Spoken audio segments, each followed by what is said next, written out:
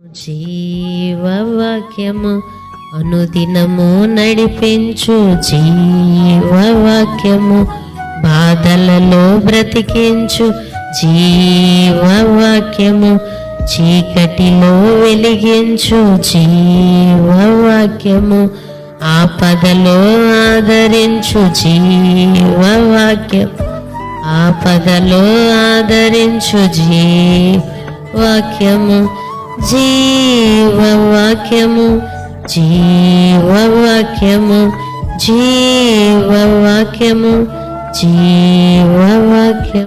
దేవుని నామానికి మహిమ కలుగునుగాక. క్రీస్తునందు ప్రేమైన దేవుని బిడ్డలారా, ఈ దినము డిసెంబర్ 14వ తేదీ లేఖన భాగము ప్రకటన గ్రంథము 5వ అధ్యాయములో నుండి దేవుని యొక్క వాగ్దానము 10వ వచనము,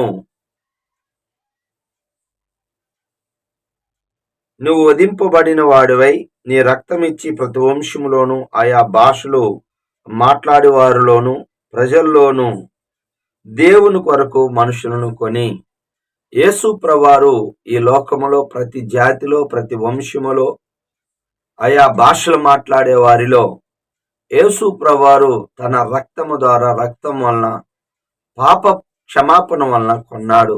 అవునండి, అంటే ఆయన యందు విశ్వాసం ఉంచి యేసు ప్రభు నా కోసం చనిపోయాడని వాక్యం విన్న తర్వాత వారు దేవుని బిడ్డలవుతారు. కొర్నేలి దాన ధర్మాలు చేస్తూ మరి ఎల్లప్పుడూ మరి ప్రజలకి సహాయం చేస్తూ ప్రార్థన చేసేవాడు. అయితే యేసు ప్రభు గురించి తెలియదు, యూదామతం గురించే తెలుసు.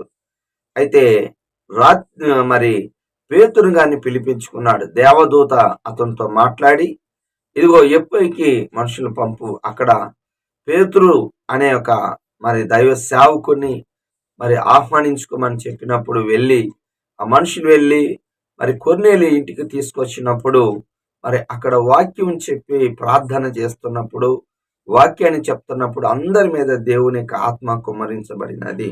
అవును, దేవుడు పక్షపాతి కాదని అపోస్తల కార్యము 10వ అధ్యాయములో మనుషుల్లో ఎవరైతే దేవుడంటే భయము భక్తి ఉన్నప్పుడు దేవుడు రక్షించుకుంటాడు. అవును, యేసు ప్రభువారు నీ కోసం మరణించాడు, యేసు ప్రభువారు నీ కోసం రక్తం చిందించాడు. నిన్ను అమూల్యమైన రక్తం చేత ఇలువ పెట్టి నువ్వు కొనుక్కున్నాడు దేవుడు. రక్తం ఇచ్చి నిన్ను కొన్నాడు ప్రభు. కనుక అది గుర్తుపెట్టుకొని నువ్వు దేవుడి బిడ్డవు కావాలని దేవుడు ఆశపడుతున్నాడు. ఈ దినం నీ కొరకు ఆయన మరణించి నీ కొరకు ఒక రాజ్యాన్ని సిద్ధపాటు చేస్తున్నాడు. ఆ పరలోక రాజ్యానికి నువ్వు చేరటానికి ముందు పాపక్షమాపణ పొందాలి, పాపక్షమాపణ పొందాలి. ప్రభువు నీ కొరకు మరణించాడని నువ్వు ముందుగా తెలుసుకోవాలి. అప్పుడే ఆ రక్షణ నీకు వస్తుంది. మరి నపుంసకుడు కూడా యెషయా గ్రంథాన్ని చదువుతున్నప్పుడు ఫిలిప్పు అతనికి లేఖనానుసారంగా యేసు ప్రభు నీ కోసం చనిపోయి తిరిగి లేచాడు, దానికి గుర్తుగా నువ్వు బాప్తిసం తీసుకోవాలన్నప్పుడు తీసుకున్నాడు, రక్షించబడ్డాడు. ఈ క్రిస్మస్ వేళలో నువ్వు కూడా రక్షించబడు. దేవుడు నిన్ను రక్షించటానికి వచ్చాడు, నీ పాపాల నుంచి తీసివేయటానికి ఆయన వచ్చి ఉన్నాడు. కనుక ఆయన యందు విశ్వాసం ఉంచి నేడే రక్షించబడుము. అదే దేవుడు కోరుకుంటున్నది, అదే నిజమైన క్రిస్మస్. ఒప్పుకోవాల్సిన పాపాన్ని చూస్తే 4వ వచనము, ఆ గ్రంథం ఇప్పటికైనా యోగ్యుడు లేడు. అవునండి, మరి యోగ్యత అనేది ఎవరిలో కూడా ఉండదు. అనగా యోగ్యమైన జీవితాన్ని మనం కలిగి ఉండాలి.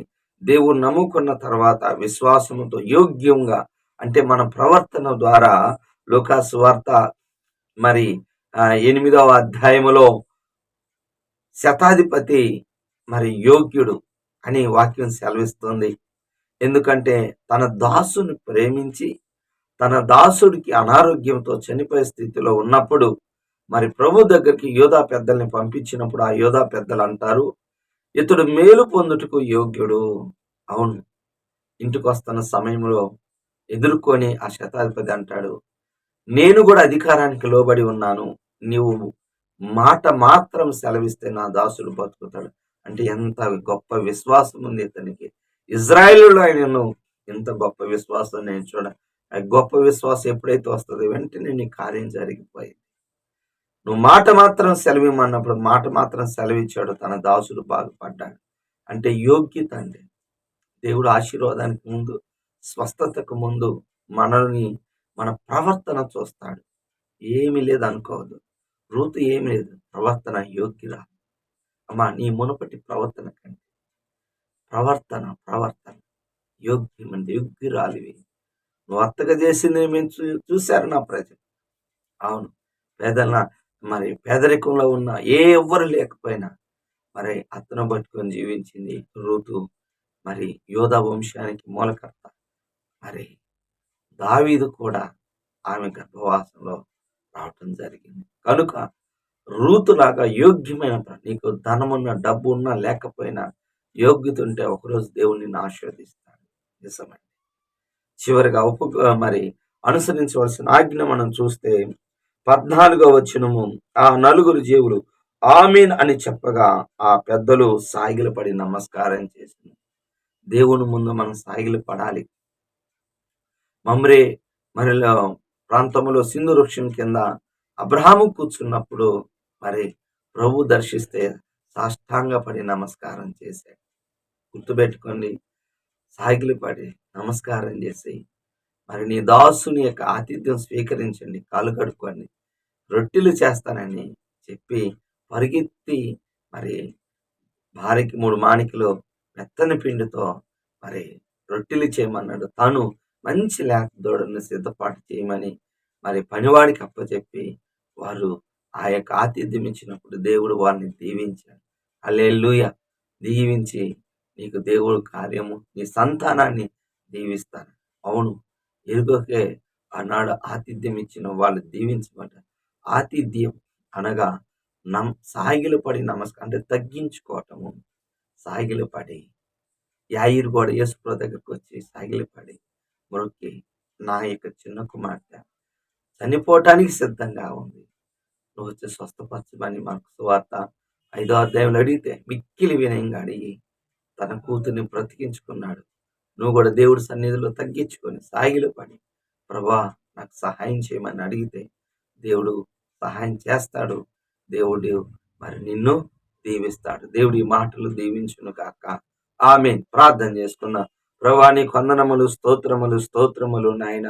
పరిశుద్ధాత్మ దేవుడా, నీకే వందనాలు నాయనా. నీకే స్తుతులు, స్తోత్రాలు. ఈ దినం నీ కృపలో, నీ దయలో ప్రభా మా కొరకు మీరు వధింపబడిన గొర్రె పిల్లని, లోక పాపములు మోసుకొని పోవు దేవుని గొర్రె పిల్లలాగా మమ్మల్ని నీ రక్తంతో కొన్నందుకు వందనాలు నాయనా. మేము యోగ్యమైన జీవితాన్ని కలిగి ఉండాలి ప్రభా. అయోగ్యత పనికిరా, యోగ్యంగా ఉన్నట్లుగాను నీకు సాగిలు పడి నమస్కారం చేసి ఎల్లప్పుడూ నిన్ను స్తుతించి ఆరాధించి మహింపరిచే వారముగా దయచేయమని మహిమ, ఘనత, ప్రభావాలు నీకే చెల్లిస్తూ యేసు నామములో ప్రార్థిస్తున్నాను తండ్రి.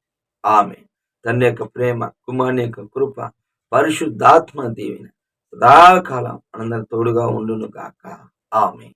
హల్లెలూయా.